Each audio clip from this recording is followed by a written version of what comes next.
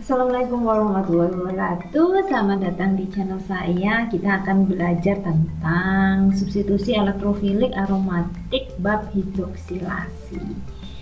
Baiklah, kita bahas sejenak.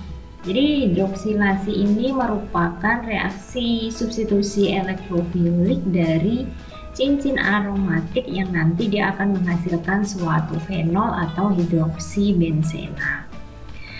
Hidroksilasi ini kebanyakan terjadi di alam melalui jalur biologis, bukan disintesis melalui jalur lab kimia.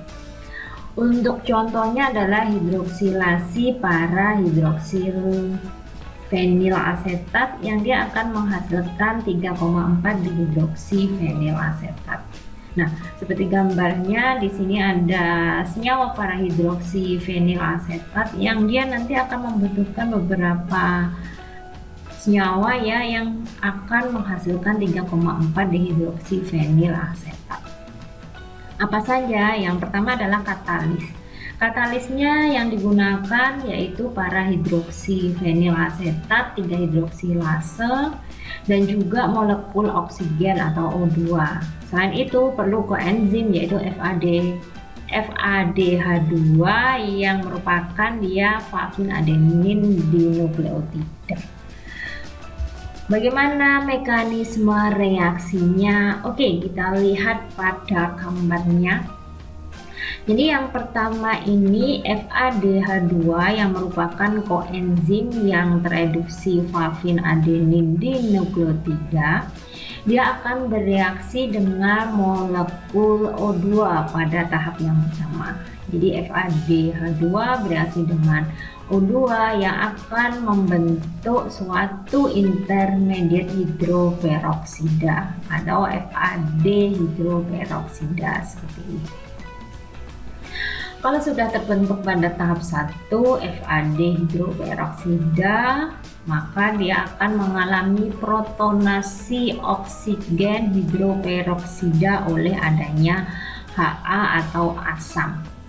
Jadi oksigen ini akan mengikat hidrogen atau proton dari asam, kemudian membuat suatu elektrofilik oksigennya tetangga. Jadi oksigen di sebelahnya menjadi suatu elektrofil yang nanti dia akan bereaksi dengan senyawa aromatik yang contohnya tadi adalah para hidroksifenilasetat. Jadi ini senyawa para hidroksifenilasetat yang dengan reaksi elektrofilik dia akan menyerang dari atom oksigennya sehingga akan membentuk suatu intermediate karbokation.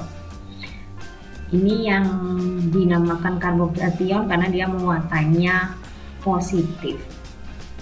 Kemudian yang tahap ketiga yaitu kehilangan H+.